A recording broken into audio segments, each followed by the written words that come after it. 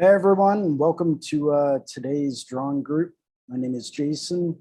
I'm sure you guys probably know me by now. And today we are live at Relic Tattoo in Horsham, Pennsylvania. And thank you for joining today's drawing group. Let me pull up my my intro real quick. There we go. So welcome to Guy Aitchison's Reinventing the Tattoo Community, where tattooers, apprentices, collectors, and the curious are encouraged to join in these live streams, real-world events, share and inspire, and ultimately create better art and tattoos together. If this is working for you, please let us know in the comments and chat, and please tag a friend who loves tattoos. We beam out nearly every day, and with your help, have evolved into a quality network of amazing live and on-demand tattoo and art shows that have all been receiving rave reviews. You're currently watching the Sunday afternoon drawing group, which is usually held at 1 o'clock. Today's kind of a special circumstance because we're on location. You might be beaming in from YouTube, Facebook, or listening to the podcast, but you can always get the latest event schedule and notifications at the official Reinventing the Tattoo community. Found at both app stores, the Apple App Store and Google Play Store, or direct at community.reinventingthetattoo.com. All Reinventing the Tattoo Network shows, art jams, drawing groups, interviews, panels, webinars, seriously, all of it can be enjoyed on demand and found in the library, as well as the YouTube and podcast channels. There are countless tattoo and art rabbit holes for you to dive into. It's perfect for the front room of your studio or to entertain tattoo clients. In fact, we're beaming out 4 channels, 24 hours a day, 7 days a week. And you can find all of that at reinventing247.com. We even have a Spanish channel that's beaming in on reinventing247.com as well. You can enter to win some goodie bags, soon to be known as the famous Reinventing the Tattoo goodie bag, which is loaded with Cheyenne cartridges, raw pigments, and all kinds of other goodies. We have some staple shows that we usually like to encourage people to tune into. Sundays, usually at 1 p.m., we have the Reinventing the Tattoo drawing group with myself. At 9 p.m. on Sundays, we have the Tattoo Weekly show with Jake Meeks from the Fireside Tattoo Network, Lauren Gregory, and Gabe Ripley. Mondays at 9 a.m., we have the Early Bird drawing group to start your week off right. Mondays at 9 p.m., we have a subscribers-only exclusive drawing group with Guy Aitchison himself. Tuesdays at 10 a.m., we have a live drawing group with Ricardo Sertivon. Wednesdays at 12 noon, we have the Tattoo Now show with Gabe Ripley. Thursdays at 12 noon, we have the Tattoo Collecting podcast, where tattoo collectors from all over the world beam in and share their stories. Thursdays at 10 a.m., we have a subscriber exclusive exercise with Kira. All skill levels and apprentices are encouraged to join, by the way. We have a few ways to go through and join us in person in some real world events coming up. October 3rd through 6th, 2021, we have the Paradise BYOB, where we will be live webcasting shows, and we will have virtual seminars for all artists and levels of apprentices as well. We do encourage you to join us live. I'll be there, as well as a whole bunch of other Reinventing the Tattoo track artists. November 12th through 14th in the Brussels Tattoo Convention, we have Nick Baxter, Ivana, and Gabe, who will all be doing seminars. They will all be beaming in. We'll have some live art jams and some subscriber exclusive meetups as well. February 5th through 6th, we have Reinventing the Tattoo live from the Red Tree Gallery and True Tubes in Columbus, Ohio. May 20th through 22nd, 2022, we have the Hell City Columbus show that we will all be at. Rock River Tattoo Art Expo is coming up on July 8th through 10th of 2022. And July 29th through 21st, or 29th through 31st of 2022, we have the Rubber City Tattoo Invitational in Akron, Ohio with Tony Urbanek. October 20th through 23rd, 2022, mark your calendars now, we have the official Paradise Tattoo Gathering coming back in full swing. At this point in time, I'd like to go through and thank all of the people that made this happen. including a lot of our sponsors, including Interstate Inc. LA. You may know Church from his awesome custom sneakers, and his studio is seeking residents and guests, all clean and sober. If you are an artist in recovery looking for a supporting studio or know someone who needs one, on Instagram, you can find them at Interstate Inc. LA.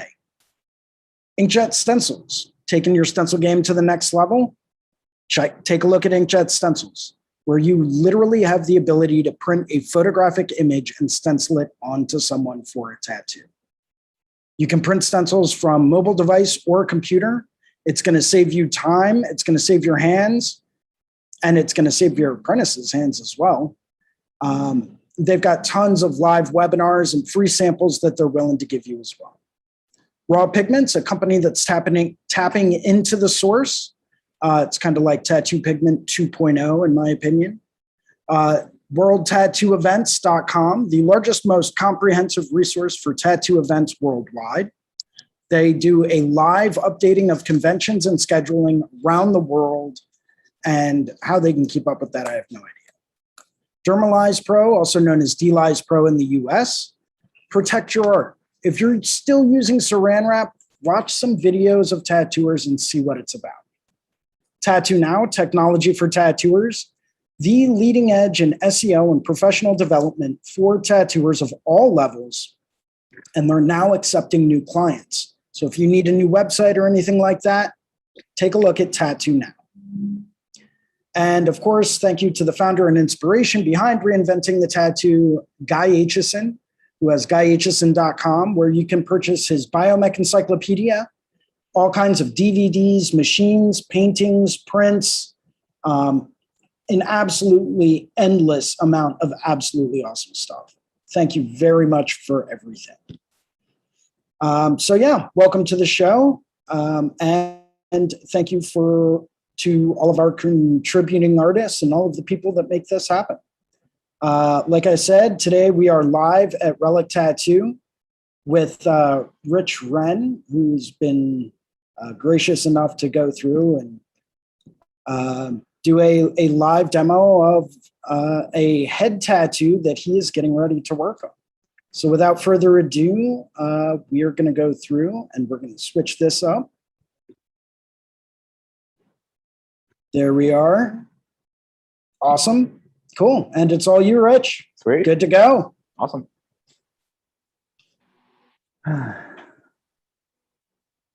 You ready?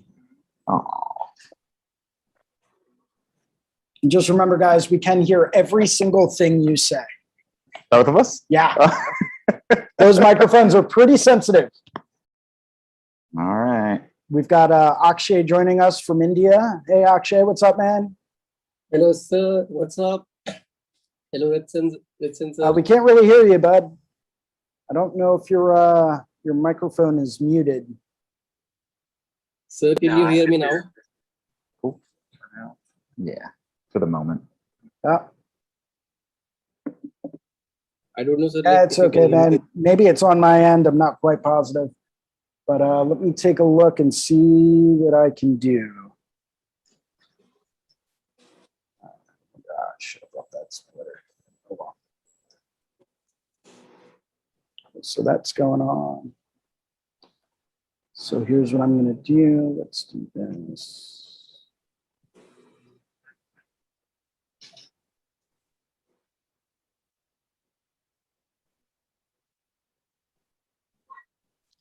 Can you hear me now? Yes, sir. All right. I'm trying to figure out the headphone situation here. Let's do this.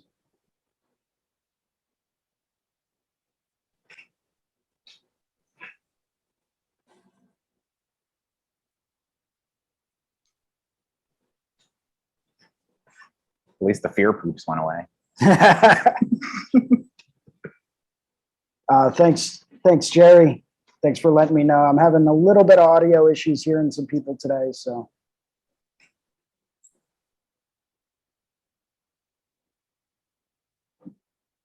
And what machine are you using?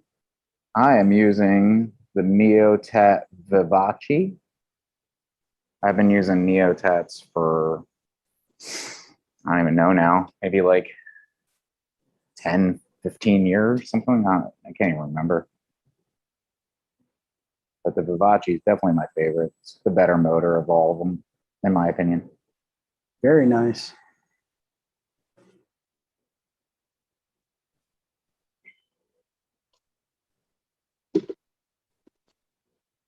How you feeling? Good? We'll change that.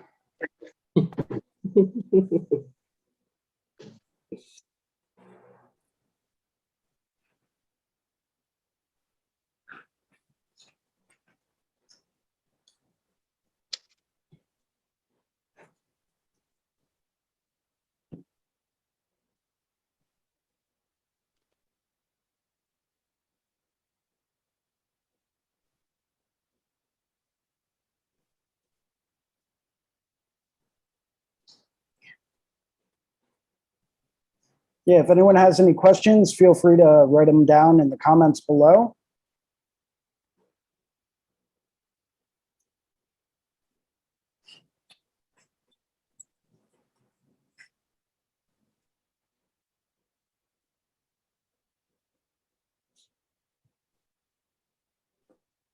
Feel like maybe we should have put a movie or something on.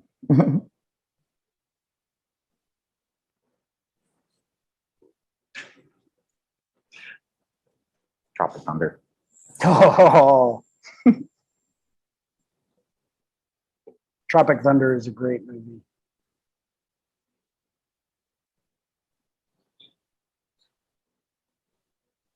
So we've got lots of people joining us from all over. Claire Williams, Patrick. Hey, Patrick. Deborah Jones. Salute. Hi from CZ. Joe from German Duisburg. Let's see. Hi from the Philippines. Caroline's beaming in from Quebec. Oh, Quebec. Yeah. Got Gerald. He's jumping in from Vermont.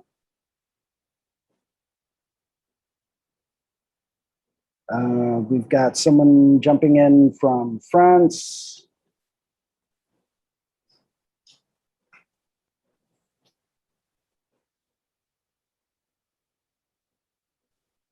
Kate Bridge says, you're an incredible tattoo artist. I'm an apprentice right now, and I look up to you and your unique, amazing work. Aw. Thanks for making these videos. Cheers. Oh, thank you.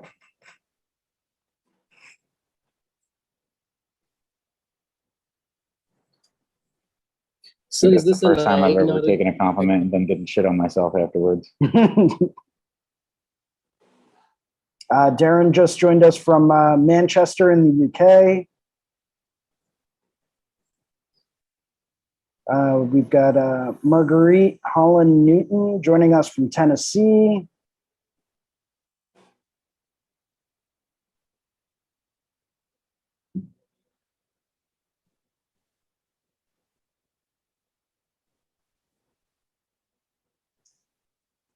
Let me see if I can just double check the other camera and make sure that that one's fine. Because I think I might have some issues with it. Do you have brain damage yet? Hi from Turkey.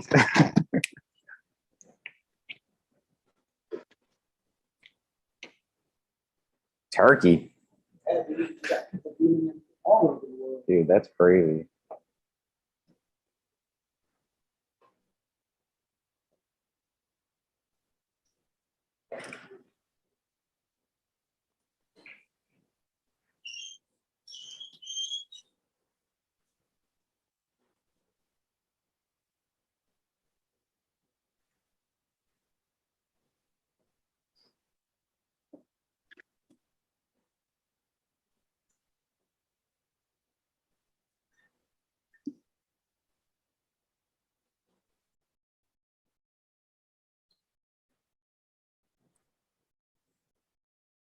Good luck, Joe. Quick question for Rich. Yep. What stroke length do you run for lining, and what's the voltage range you tend to stay around for lining?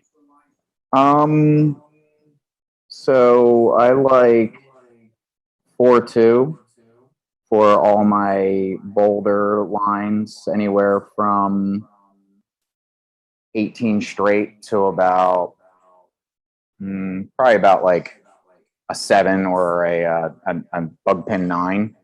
And then for my really thin lines, like my my bug pin 3s, or what appears to look like a single liner, I like using the 3.5, the shorter one, just because I don't really need it to be that long at all.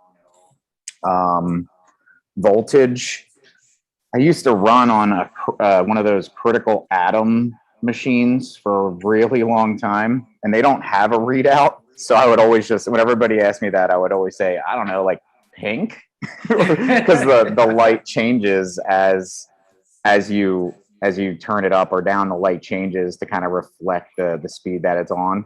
So I would always say, like, I don't know, I think pink or orange. Like, I'm not really sure, but I'm using their newer critical right now, and it looks like I'm at like 8 with this, and this is an 11 straight from Blackfall.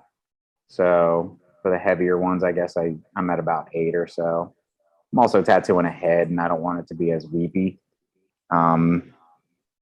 So I'm going to run it a little bit slower than I normally would if I were to be outlining a sleeve or a back piece.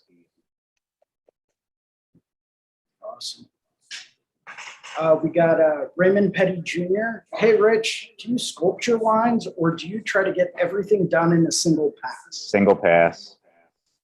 Definitely. Like occasionally, like you'll see me kind of like drop in and do like a real little, like quick little thing here and there, but not, nobody's perfect. I can't get every single line in a single pass. So, but I definitely try to do single pass every time. The less damage, the better.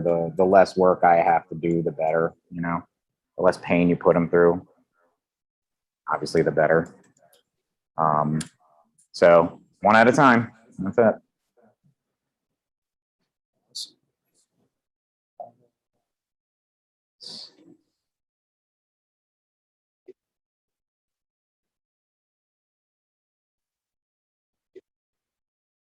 Levin Benley says hi from Turkey. So, all the world is watching now. Hi from Hungary, from Anita. Wow. Dude, that's crazy. People everywhere. I know, right? I told you, dude. Yeah.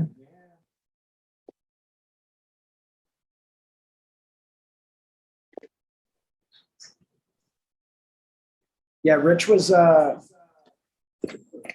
definitely doubting how many people and how many places, the absolute reach of the internet and where it is.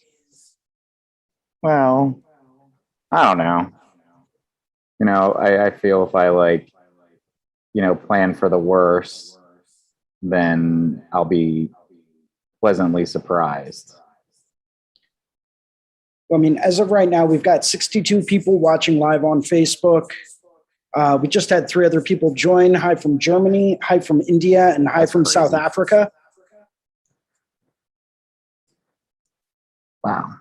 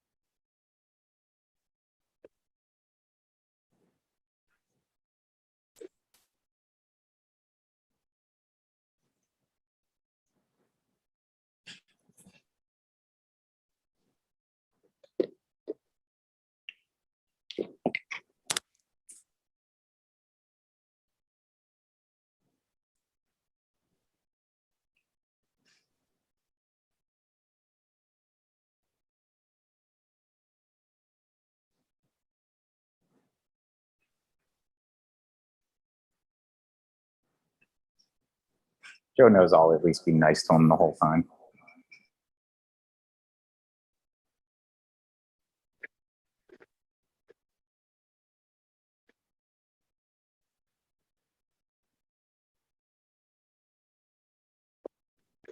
Now, when you're working that upper part of the cranium, does that feel more like the behind the ear or the upper part of the jaw, like stretch wise?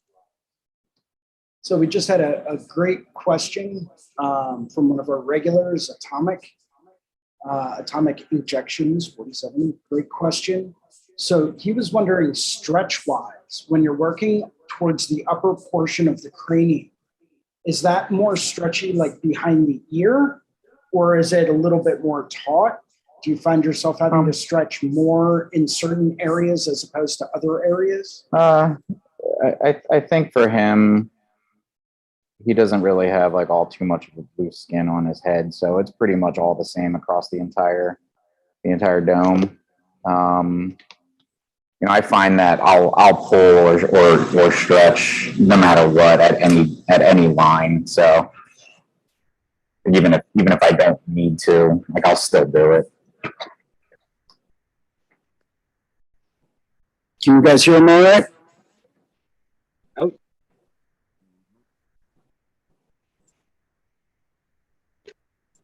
Yes, sir. Okay, cool. Yeah, I figured out that I can hear you guys too. So I have it like right on my throat, so I don't want to like yell.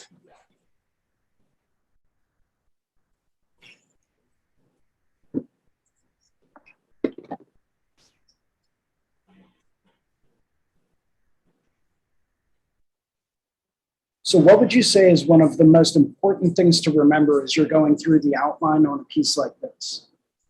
Ooh.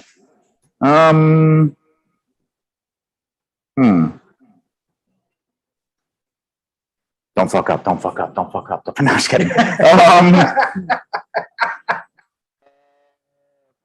guess, I don't know, patience, you know, like I feel like that's true of like anything I do. So if I'm outlining, let's just say like a full sleeve, you know, like, you know, it takes me probably about 4, maybe 5 hours to outline a full sleeve. And, you know, like when you're sitting for that long, you start to feel some kind of fatigue. I don't smoke. I don't take breaks, you know, unless they're needed, you know, or I have to go to the bathroom or something. So I find if I just stay patient and I do each line just methodically, then I'll have no problem. I won't run into any problems as I'm going. Like I don't wipe off a stencil early. I don't, you know, obviously no blowouts, no issues, you know. So I guess patience, you know, patience with anything, even when you're shading, coloring, all that kind of stuff. People try to rush everything and you know, you leave stuff behind. You know, you don't get a full saturation. You don't get your bold lines. You know, you don't get what you're looking for. So I guess patience, I think that's the only thing that I have issue with. fair enough. Mikey Foley asks, what got you into drawing and tattooing? Into drawing, or what was the question again? What got you into drawing and tattooing? Into drawing and tattooing. So ever since I was a kid, I was kind of already like artistic. I remember probably like in grade school, we had done, you know, like a small little project, and we had all these different things to our disposal. We can, you know, and one of the things that we had was like a cellophane, and I was looking at like kind of like a National Geographic, and I saw these this couple walking on the beach during sunset, and I drew like a silhouette of this couple along with like, you know, some palm trees, and then I put cellophane, like a yellow cellophane over it, so it kind of had like the atmosphere of like, you know, yellow light. And when I did that, I got like tons and tons of praise when I was a little kid, and that felt good. So then, as time went on, back then I was playing video games, like Yoshi was brand new. So I used to draw like Yoshi and all the video game characters, Vega from Street Fighter and all that kind of stuff. And then probably at around 7th grade, I became a little bit more rebellious, and then I started doing graffiti. And after years and years of graffiti and going to art school and all that, I finally went to art school, to Tyler School of Art, which is the art portion of Temple University. I finally went to Tyler for glass blowing, and I don't know if anybody knows this, but college is really expensive, and I needed money to pay for gas to go to and from, and I needed money for books and supplies, art supplies and all that. So a buddy of mine, his name's Jason Angst. He's a tattooer out of Pittsburgh. He was tattooing me back then, and I asked him a couple questions, and I said, "Do you think I should tattoo?" And he said, "Yeah, I think you premeditate things enough that you'd probably be fine, trying to do it all on your own." So I picked up some things from like a supplier. I guess this would be 20 years ago now, 19, 20 years ago, and started teaching myself how to tattoo. And then finally I got into a shop, and that was it. I graduated college and really put all of my entire being into being a tattooer. And that was it for me. That was the path I was on, and I wasn't gonna get off of it. So Sean Lucio says, "Hey, Rich, this is pretty awesome. Ray says she likes the caterpillar you're drawing." The caterpillar? Yeah. This caterpillar? He said caterpillar in quotes. Oh. Hey, Sean. He's a really good friend of mine.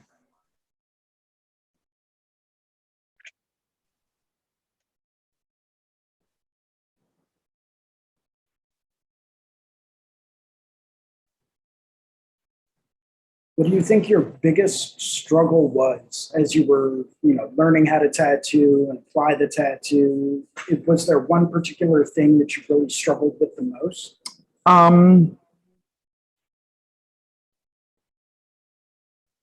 I would say if you're talking to 21-year-old me, just getting started, finding an identity back then wasn't as important, yeah, there were still those outliers, Kurt Wycombe was, pretty big, and well, he still is, but back then he was like really big, and you could look at him and be like, wow, that style is really awesome. I wish I had a style like that. I wish that I had constant information that I could, make unique drawings from and everything. And so I'd say back then, my biggest issue was coming up with a unique style that people would, recognize as me and only me, and then come to me for that. I'd say it took a really long time before I really came into my own. So I would say that was kind of a struggle, and it took a long time to get there.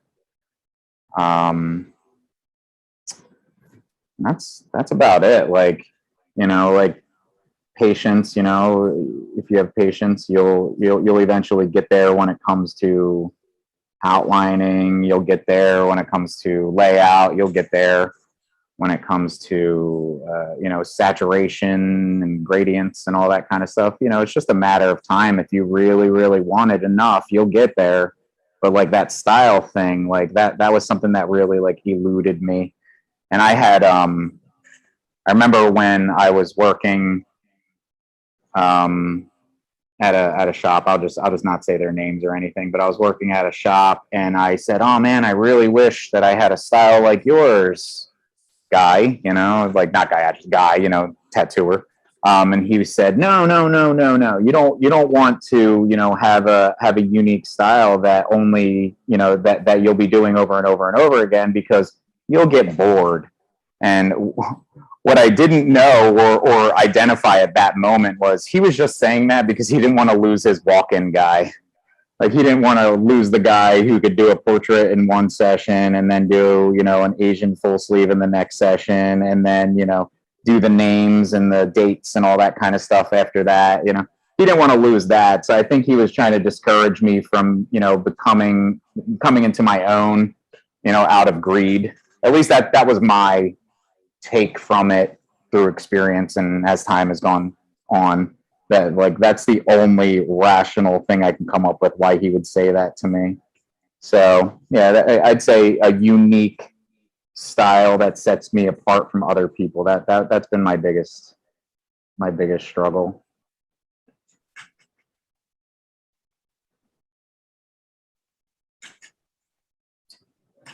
Oh yeah.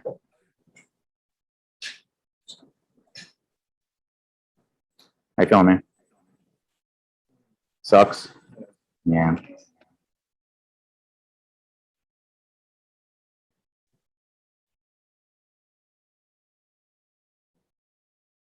It'll all be over soon. Lies. So in your experience throughout all of your career, what would you say have been some of the biggest lessons that you've learned? Ooh. Oh my God. Whether the easy way or the hard way, it doesn't matter. Just, what would you say are some of the most important lessons that you've learned?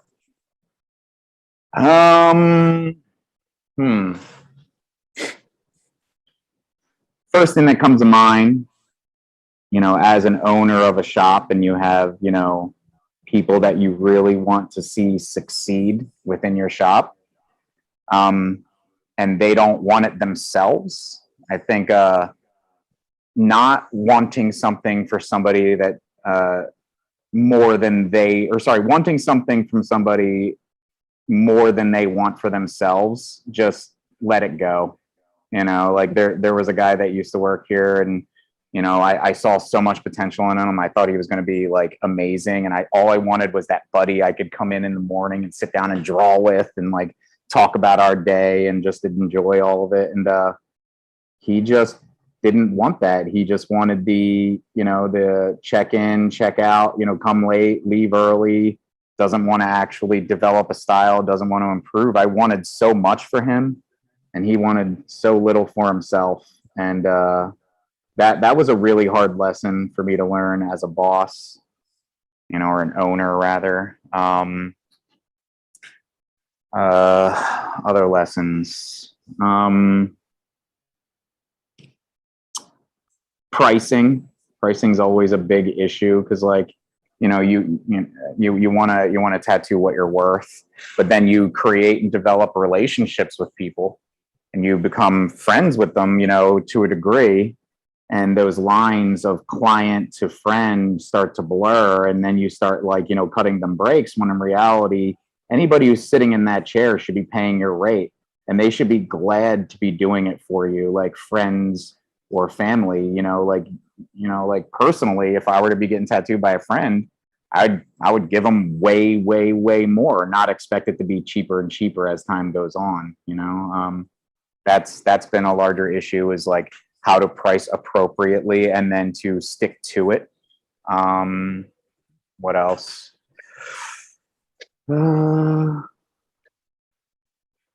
You got to really put yourself out there. That's another big thing. Like, I didn't really start coming into my own until I went and did tons of conventions. And that's when things started getting fun. That's when I started like noticing a change in everything, in my tattooing and my career in general. That's kind of a broad question. It's like really hard to answer. Fair enough. Yeah. Then you have your personal hurdles, like, how do you balance personal life with your work life? That's always a thing, but that's not a tattoo thing. That's a life thing, I still find myself being like a workaholic. You know, I come in, 3 or 4 hours early and then I leave on time or late. You know, like I still come in 19 years later and still do it, still grind.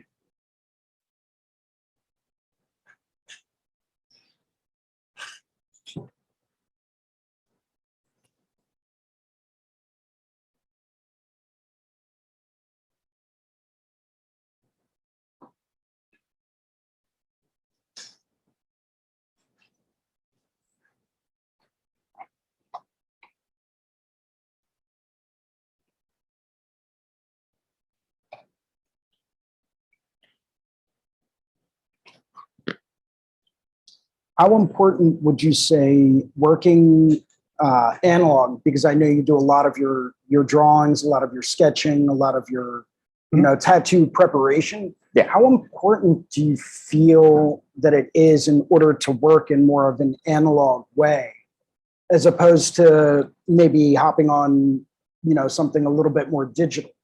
Like I know iPads have become very prominent in the past several years. How do you feel that working analog has really helped develop your style, if at all? Well, I'd say I don't know any other way. I've been, when I started going to college, those those Macs that came out that were like colorful, those were just coming out, and it was I didn't really have a steady place to always have a computer and stuff, and I never really got taught any of that. So I really don't know any other way but analog. And I wouldn't say it's necessarily important to my style, but it probably does influence it, meaning I draw really fast. And whenever I've tried to use an iPad, it slows me down. And then whenever I say that, everybody always gives me the weird eyebrow raise. What do you mean it slows you down? That's impossible. It's supposed to speed you up. And in my case, it doesn't. In my case, it slows me down. I think because I'm not familiar with it, and I have kind of a method that I draw in, and I worked out the thing that works for me. So I can't really say that it would be helpful or beneficial to me to use an iPad ever. It just wouldn't work for me. I've tried from the first iPad I picked up. Yeah, you need some water? Yeah. All right. Can you want to get up or you want her to get it? In the fridge in the back. Ooh, let's answer some more questions. Yeah, You all right? Yeah. that's coming along so nice, man.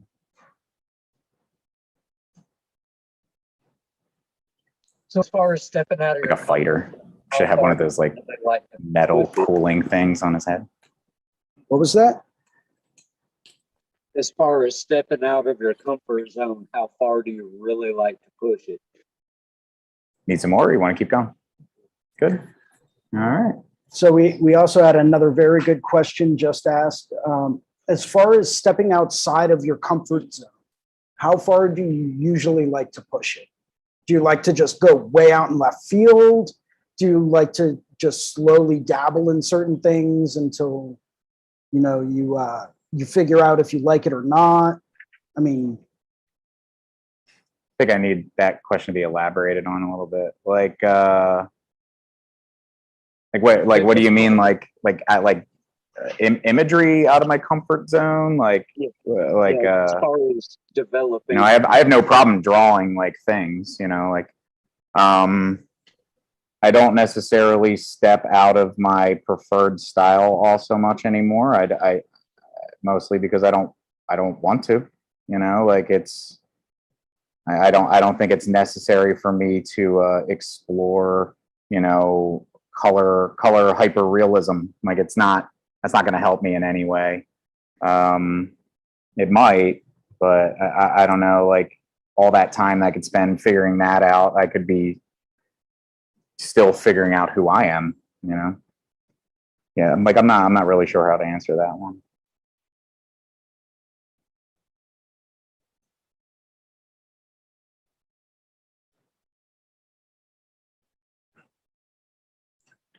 Who would you say your biggest influences are in both the tattoo community and the fine art community?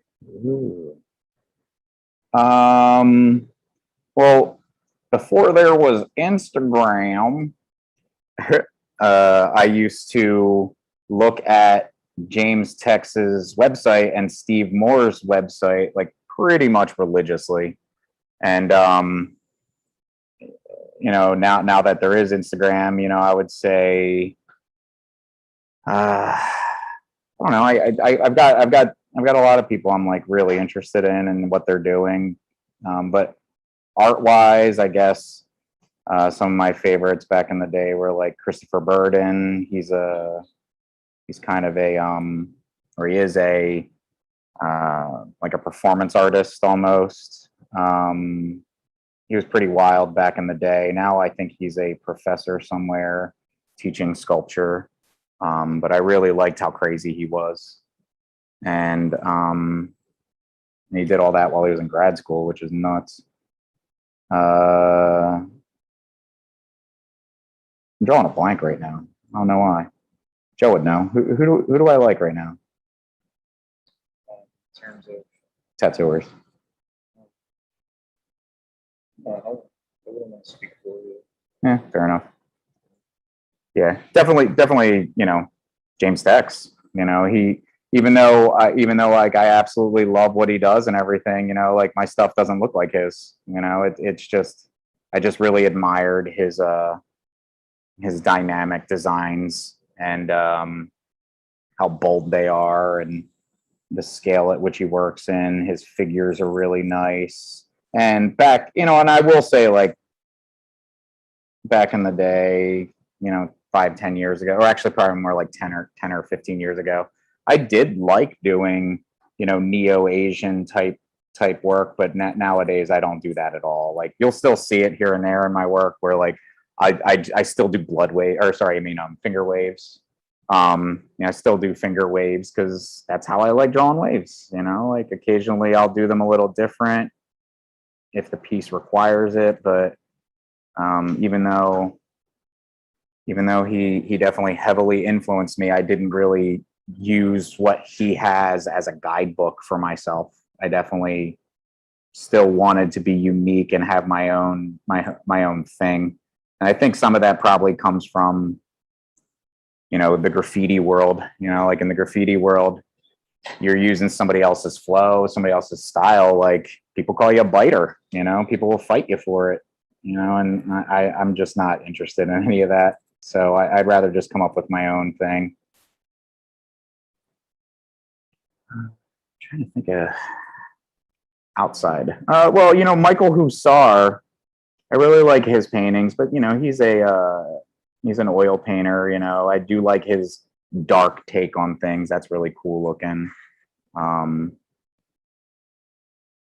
almost bought one of his paintings. I emailed him, messaged him years ago about the one painting he had called Buffoon, and he was like, "Oh, you mean Don Knotts?" And then as soon as I looked at it again, I was like, "Holy shit, it is fucking Don Knotts! What the hell?" That's an old guy.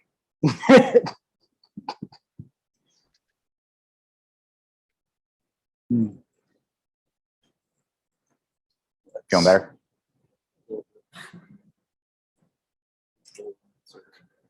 Well, all the bold ones are done, so you're good. Cool. Lee Arana said, "What a handsome client." Ooh, handsome client. Scootin' Newton said, "Montana representing." We had Douglas joining in from Brazil. Oh, from Brazil.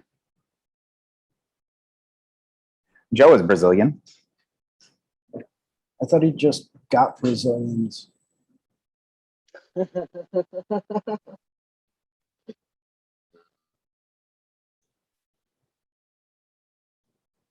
Sorry, Joe. Please don't hit me later. I'm fragile. I break easily. Yeah, he'll have to stop crying first before he can hit you. Now that just makes it even more insulting. Oh, It'll be like at the end of Christmas Story. Exactly. You'll be the redheaded kid. Pretty much, yeah.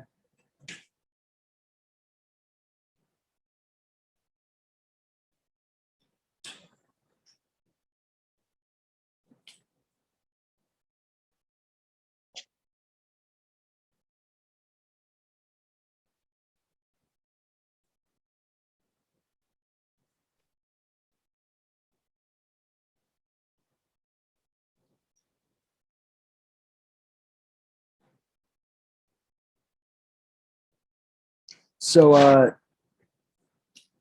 Joseph McFarland says, how is everyone, but how long have you been using that machine? For about 42 minutes. Since now,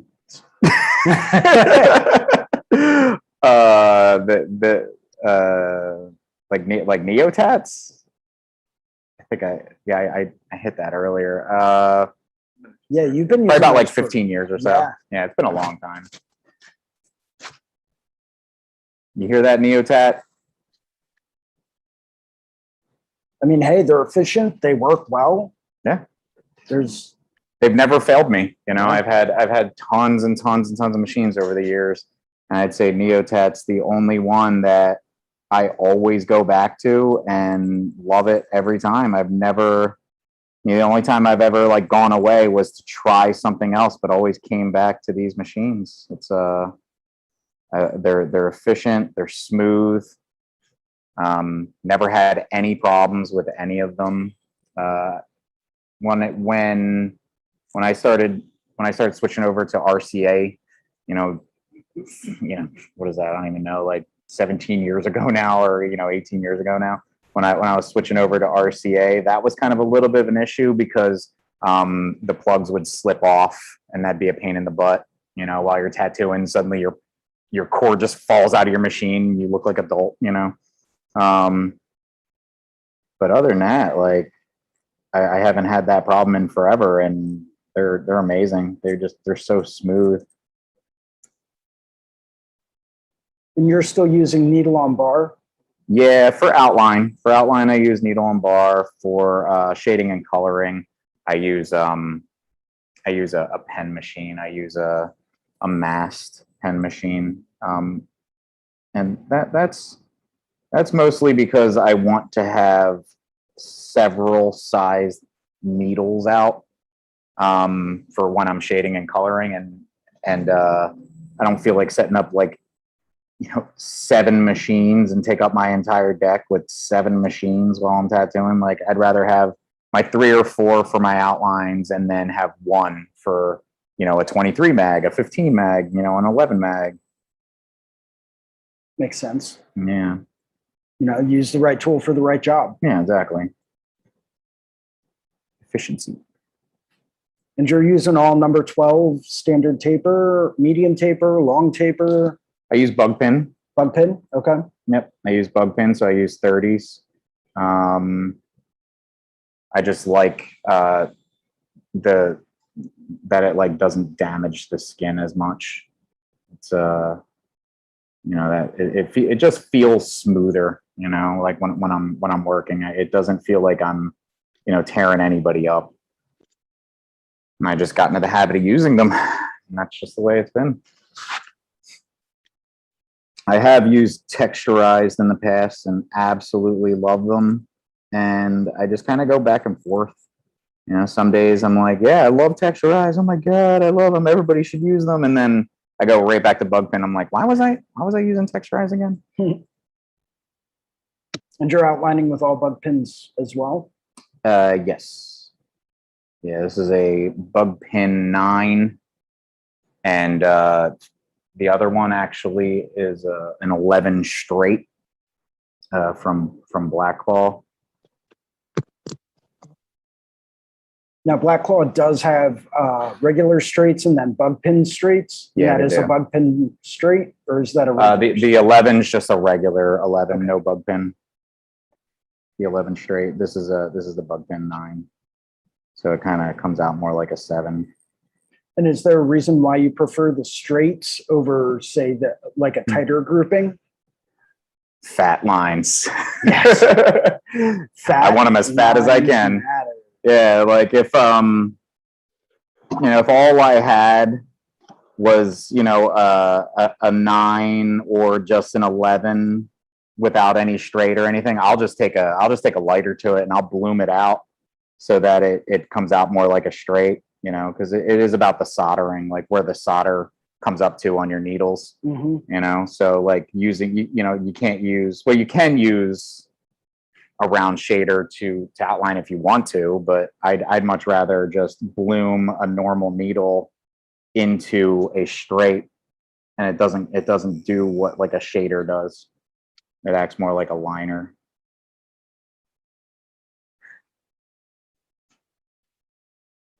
Yeah, that is one thing I miss about using the needle on bar. Well, you can still bloom.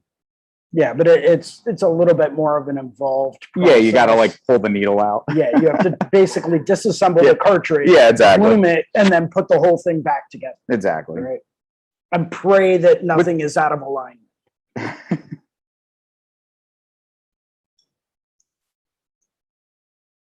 And right now I'm just outlining all with black. I'm gonna do some like gray lines in a little bit, but just kind of want to get all these black lines out of the way before I start getting really into those tiny little details.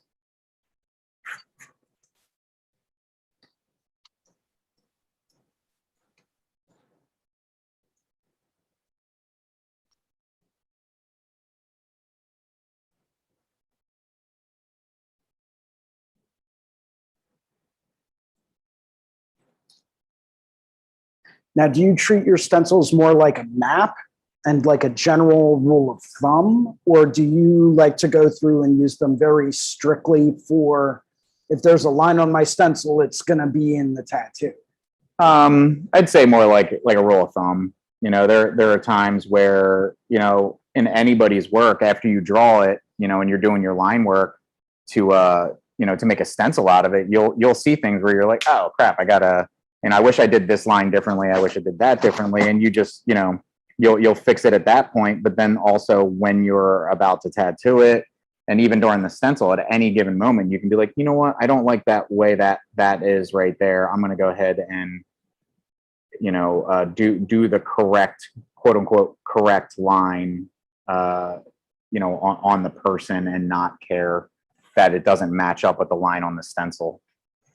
So yeah, I would definitely say it's more of a general like rule of thumb, but I'm pretty much following it. You know what I mean? Like, yeah. it still looks like the centipede. All right, let's try this out.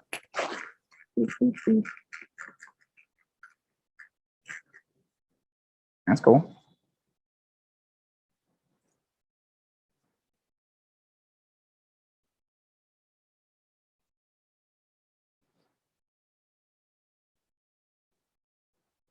So TC Chapman says, do you ever use fluorescent inks?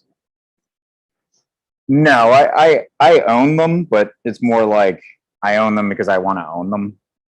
But I've never used one before. I don't really see the necessity for certain novelties like that. That's a novelty type thing that, like, like, I don't know what it is. Like, I guess you can say it's pigment, but I'm not sure if it's pigment. I don't know what I'm putting in somebody, so I had, I've been seeing people starting to drop them in their tattoos lately, and there's that temptation, to be like, oh well, I wouldn't mind trying that out, but then what, you don't see it unless it's in the picture that you got on your Instagram, or they're at a rave, and then I'd be like, oh, where'd you get the time machine?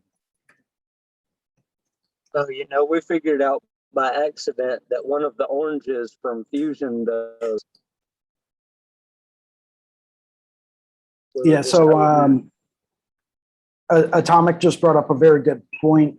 He said that he recently found out, kind of on accident, just like a happy little discovery, that one of the oranges from a specific company actually has that kind of like an iridescent glow.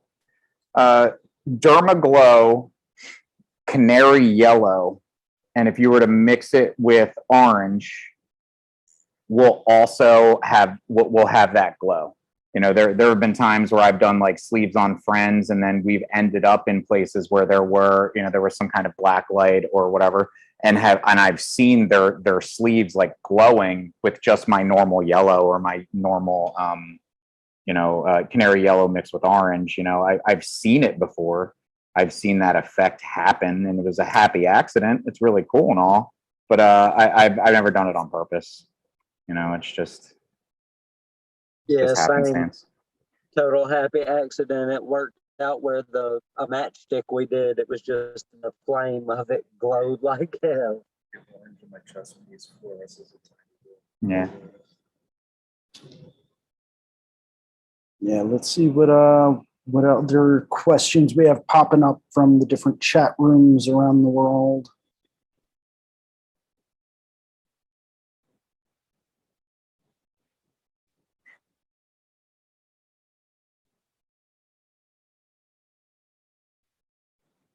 Ooh, good question. Ooh. What is one of the biggest things that you currently struggle with? That I currently struggle with, I would say having a better color theory. I've taken some turns recently in my color that I feel like were very positive, and I feel like I'm on that road. And I think one of the reasons why I had that issue with color theory is kind of like it's kind of like basically like it begat onto itself, meaning like I would ask the client like, oh, so what are you interested in when it comes to the color in this piece? And then they tell me every single detail they want and how they want it colored. And, you know, I want them to be happy, and I want them to be happy with what I'm doing for them. So then I'll do what I know is not a good color palette just because it'll make them happy. And then, you know, that just keeps making it worse and worse and worse and worse. You know, I just keep allowing somebody else to determine how my pieces are going to look or what colors they're going to be. And that kind of makes me have to do these weird color combinations that I feel like they don't work or whatever, but you do it anyway because it makes the person happy. But I think more recently I've actually like turned a corner, and I'm doing some stuff that people are starting to recognize, and they're starting to actually like those color choices. And there are a lot, and more and more people are going, no, just you do you, don't worry about me. You know, you do what you do. And that's been working out for me. I've been pretty happy about that. So I'd say, yeah, color. I would say color is my struggle. And if you were to look at my Instagram, you'd say, what the fuck are you talking about? But, you know, color is definitely my struggle. I have no problem putting it in, but doing it the right way or in a snazzy way that people are going to fall for, you know, it has always been like my biggest struggle. I really like what Faith had mentioned the other day about asking people what colors do you not like to avoid that way, but still be able to choose their own color palette. I think that was genius. Yeah, I would agree, Atomic. And actually, I think that was Melissa Oh, was that brought that up. Yeah. Yeah. I'm terrible with names. Yeah, it happens, man. No worries. Yeah, we had so in one of our discussions the other week, we had someone more or less go through. I mean, we were discussing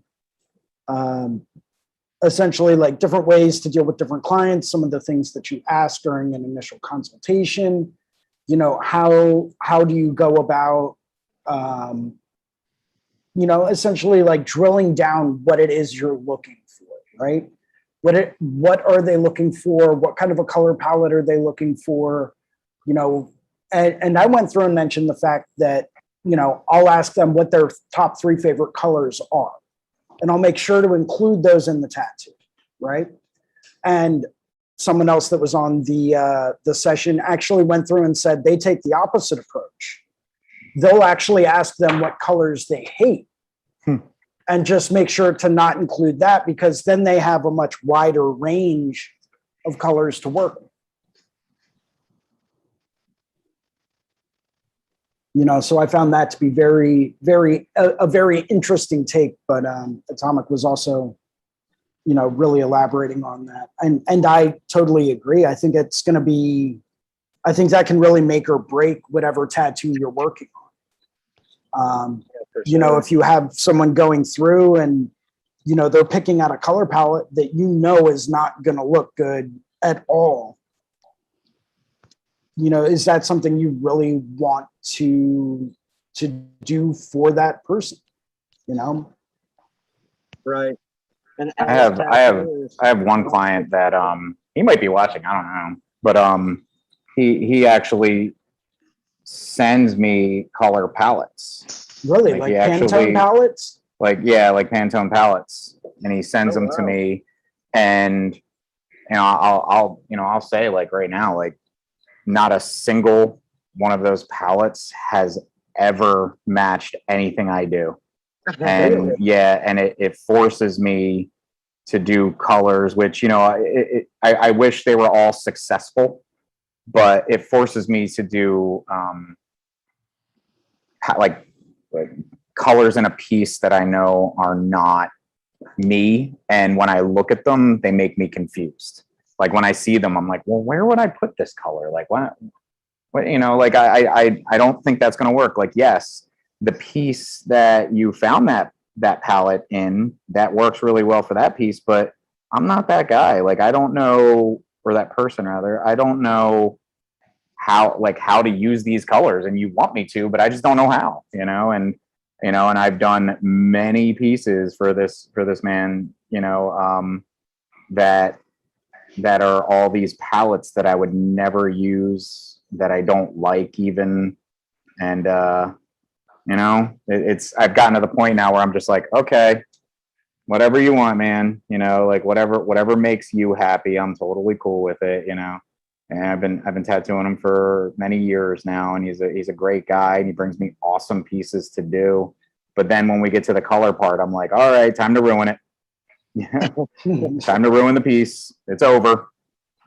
You know, like, the outline looks cool, the shading looks cool, and then the minute we gotta color it, I just accept that the piece is no longer gonna look good.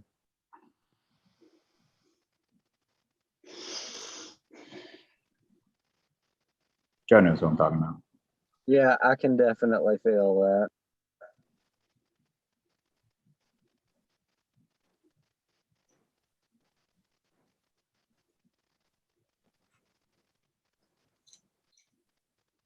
Now, do you still work in black and gray, or do you only do color tattoos? I still work in black and gray. I don't post them online just because I don't want. That's not what I want for my portfolio. I don't want it attracting more black and gray things. But I don't have a problem doing it. Like, whenever anybody picks a really rad piece, and I'm like, hell yeah, let's do that. You know, let's do that really cool thing. They say, oh, but I really want black and gray. I'm like, I don't care. Sure. You know, like, absolutely. We'll do black and gray if it means I get to do this really cool piece. But oftentimes you won't see me ever post them. You know, I just, you put out there what you want to come back, and what I want to come back is more color stuff. So yeah, I don't really post them now. So you generally try to make sure that you only post specific things that you're really trying to do more of. Yes. Okay. Yes. So I need to quit posting lettering. Well, I mean, if so, Atomic just made the joke. He's like, so I need to stop posting lettering, and it's like, well, if you don't want to do lettering, lettering, don't want to do lettering, then don't advertise that you do that. Yeah, that's what people see you as, you know. They're like, oh, this is the lettering guy, and it's like, dude, I did graffiti for years and years and years and years. Like I'm potentially also a lettering guy if people let me, or if I posted it all the time. But you know, for the most part, And you do some sick lettering, man. yeah, like I like it. I enjoy it. I think one of my favorite parts about lettering is there's a sense of control, and then an immense amount of creativity. You know, like an E is going to look like an E no matter what until you no longer make it look like an E. You know, so like how can you stay within the realm of the letter still looking like the letter E, but still come up with something really cool and creative? Like I like that. There's something to that whole control, the chaos. You know, it's fun. Yeah, if it was all graffiti, I'd be fine with it. The colors and I guess you could say that about anything but we're I drawing, tend to really. end up stuck with like super minimalistic. They want it to look just like a typewriter. Yeah, Atomic, I completely agree, man. There are plenty of people that come in, but as you mentioned, man, if it was all graffiti stuff, I'd be all over it. Right? Right. Rich actually showed me a picture of a graffiti piece that he's going to be doing coming up, and it's unbelievable. Yeah. Like it's more of like, that like space age kind of like techie almost style graffiti that kind of looks like super futuristic and spacey. I saw that and it's like, that's immediately what my mind went to. Yeah, it's weird how my graffiti is like space. It's like cyborgs, mechs. Yeah, like my graffiti is very mech.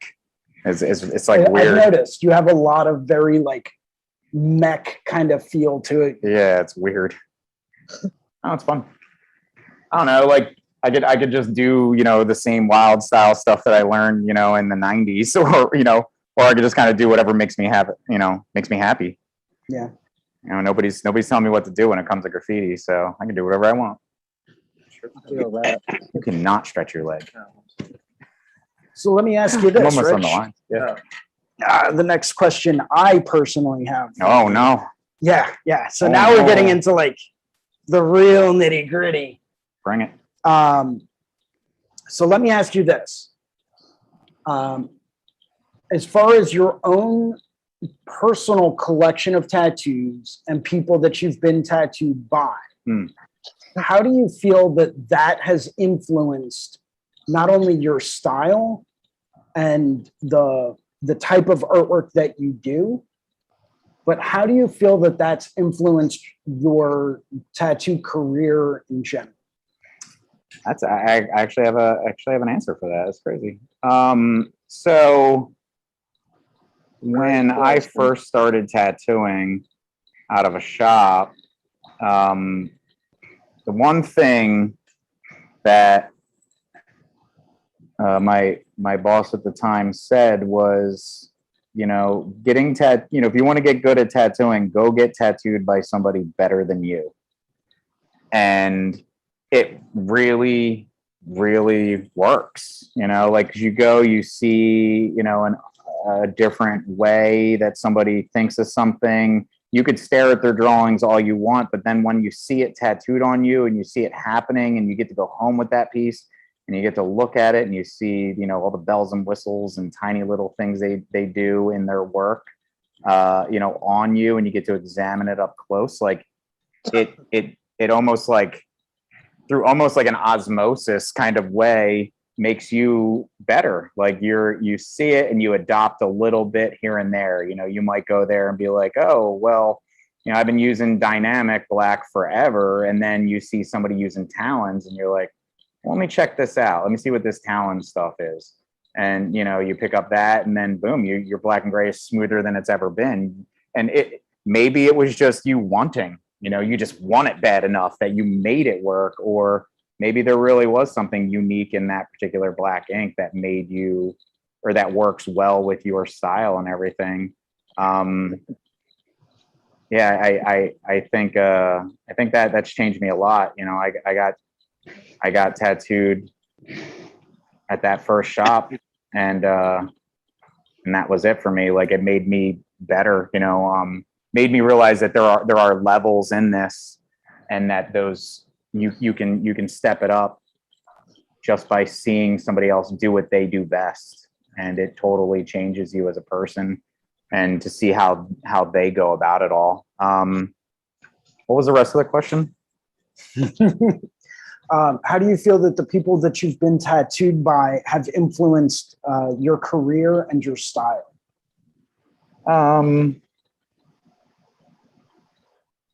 I would say the only person that I've been like tattooed by that I feel like he and I are super similar in a lot of the things we do, but obviously clearly two different people. I think getting tattooed by Sacred Crow, you know, he's really rad. I really like his work. He's a chill dude, super relaxed, you know. But with that, it was more like a peer to peer, you know. But I like getting tattooed by him. I met Mike Moses when I was out there, Drowntown, and he and I are, you know, heterosexual life mates at this point, I think, online, or at least on Instagram. But no, he's a really great guy. He made me want to be a better like owner and all that kind of stuff. Like seeing how he runs his shop. I got tattooed by James Tex, and I just really like how when I meet that guy that I looked up to, and I looked up to his work for all those years, it just turns out he's just like me. You know, he's just a relaxed, chill dude that, you know, I have no problem being around 5 hours at a clip. You know, like he's just a really nice guy. You know, and they always say, you know, don't meet your idols or whatever, but it's kind of worked out for me. You know, I've been really happy to meet all these people. My buddy Davey Goldstein out in Dead Gods in Oregon. You know, he's an amazing father, and he's an amazing tattooer, and he's an amazing person, and he just is an amazing soul. And it made me want to be a better person, you know? So, you know, I guess it doesn't just influence you in your artistic endeavors. It also can, you know, change you in your soul, I guess is a good way to put it. So what A kind little of deep. advice would you offer Not the a needle. new assistant manager that's still fairly new to tattooing? Sorry, what was that again? What kind of advice would you offer a new assistant manager that's still Almost, pretty yeah, we're new to almost tattooing? do a couple little back here, go straight So- down the middle, and then we'll shade it. We just had someone ask a question. What kind of advice would you give to a new studio manager that's still, you know, on the younger side of tattoo? Studio manager. Ooh. And new to it. Buckle up. I don't even know what I could say towards that. I guess it depends on the environment that you're in. You know, if you're in an area where, you know, you have to carry and be armed, you know, like that could be completely different than if you're just with a bunch of really soft tattooers that, you know, don't come in because there's a quarter inch of snow on the ground and they're too stressed out from the weather. You know, like there's too many scenarios that, you know, that would like kind of change or dictate like my advice. So we have Oof. enough between Um, artists and apprentices that I have both snow patience, and you know, like in the day and age we are now, you know, there's really not too much you have to worry about, like, to protect yourself. You know, everybody's pretty self-policing and everything. So, because, you know, back in the day, I would say like be fearful of certain situations, but now it's like, you know, like everybody's pretty safe. I don't even know. I've never been a manager. I've just owned. I guess like don't get upset when the person just quits in the middle of the night and just gives you 0 hours notice. Like, I don't know. Now, to kind of piggyback off of that question, what advice would you give to people that still have, say, that are still technically, on their way up in the industry as far as like developing their technique and finding their style and developing their own unique way to do things? What advice would you give for someone that says, to someone that has less than 10 years experience tattooing? So I did an interview with Jake Meeks. From the Fireside Network? From the Fireside Network. I don't even know how many years ago now. COVID's kind of screwed up my entire timeline. But I would say maybe like 4 years ago, I did an interview with Jake. And I would say the advice I gave back then still holds and sounds true today. I would say I was told by my old boss, Brian Donovan, an older tattooer gave him advice, and they basically said, go, head for blue waters. And what he meant by that was, there's going to be all these like new styles coming out, like trash polka or whatever, or like, neo trad is kind of like the new big thing, and all that. And you might not fit in any of those categories. You might not want to be in any of those categories, but he would, the way he likened it was, there's a bunch of sharks in the water, and those waters get all chummed up with all this nasty fish guts everywhere, and everybody's trying to get their little piece of it, and every shark is out there chomping away and going crazy. And he was told to go for blue waters, meaning like, go for the stuff that people aren't doing, so I would liken that to my career. Like when I first started coming up, so I've been in it for about 19 years now. When I first started coming up, that's when soft tattooing started, where people stopped using outlines and they all, not all, but a lot of people, did everything watercolor, or not necessarily watercolor, but lineless. And then, I'm not shitting on that style in any way, shape, or form. I'm sure there's tons and tons and tons of tattooers out there that actually do that style pretty rad and that have longevity. But after 19 years and you see those things come back and they look like bruises or weird skin diseases, like you have these regrets, that you just did something that has no longevity, and that it's it's a tattoo. It should be forever. Why did it only last 10 years, So, while all those other people were, trying to go softer with their work, trying to do stuff more hyper realism and all that kind of stuff, I just kept doing things with lines. I just kept doing lines, bolder, blacker, heavier lines, more lines. And I feel like that is a very unique part of what I do now is my line work, and, my line variation, line weight, line thickness, and so on and so forth. Like, I just kept doing I kept going towards the blue waters, instead of going softer, I went heavier, the more black, more, and I feel like that helped me. That might not help everybody, but that helped me. And, so I'd say go for the blue waters, do what people aren't doing.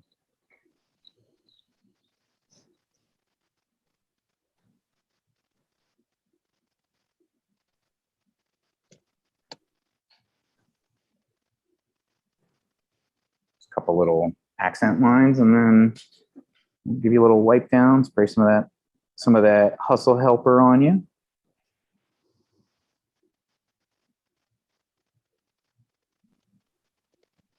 Product placement.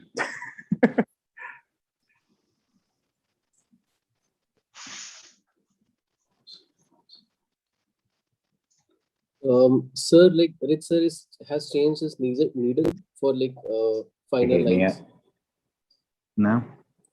Yes, so he actually has three different liner setups.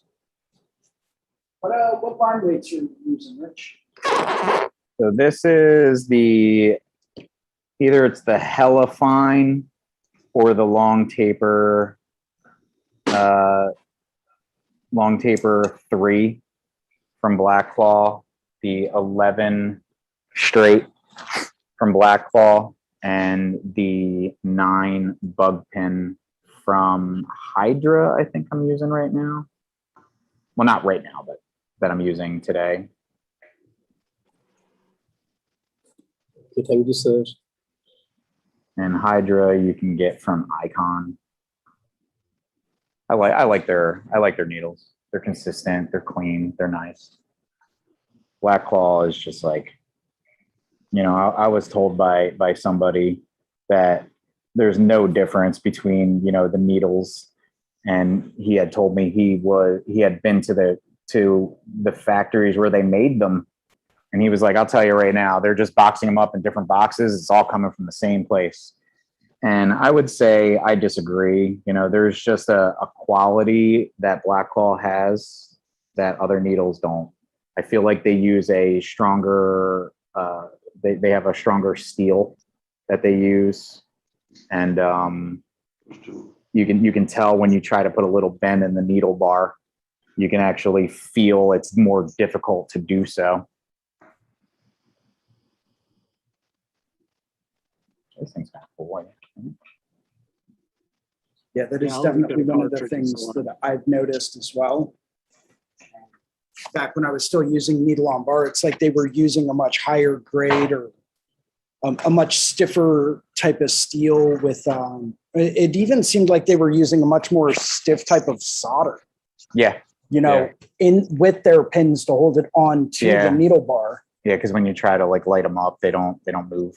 Yeah, it's like with other brands, you barely have to touch them with, the tip of a lighter if you want to bloom them out. Yeah. But with theirs, it's like you really got to sit there and like let it heat up so that solder actually spreads. You know what I just did? I just bought a butane lighter instead. That makes sense. You get the heat faster. You don't have to get soot all over everything. Mental note: oxyacetylene is the next step. See a couple little lines I want to clean up, and then That's awesome.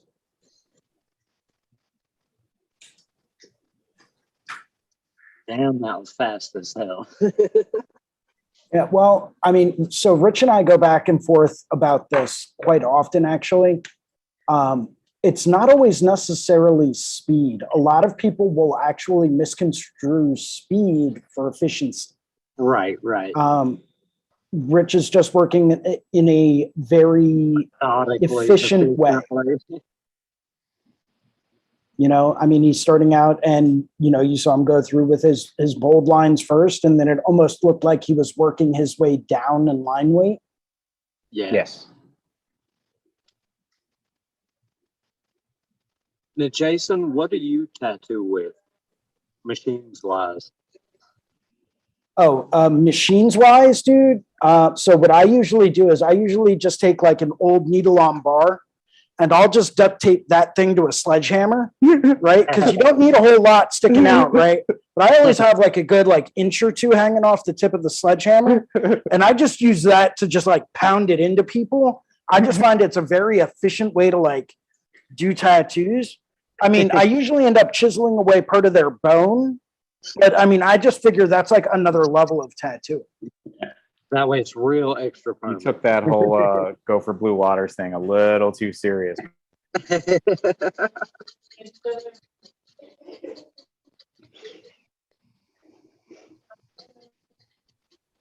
Crazy, Jason, sir.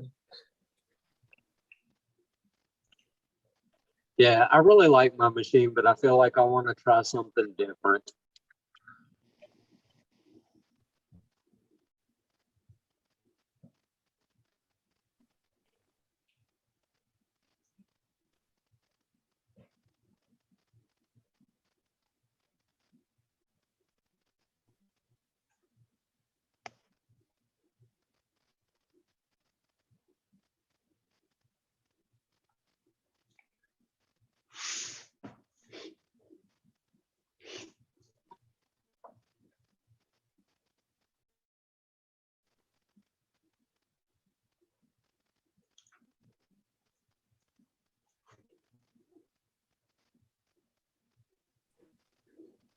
Sir, is the live ended? I believe he was having some connection issues. It looked like it froze up. Yes, sir. Like we can't see his screen right now. Yeah.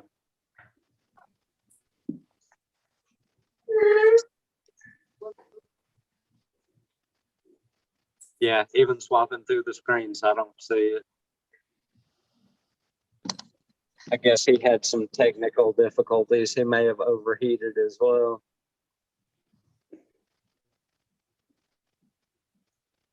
Yes, sir.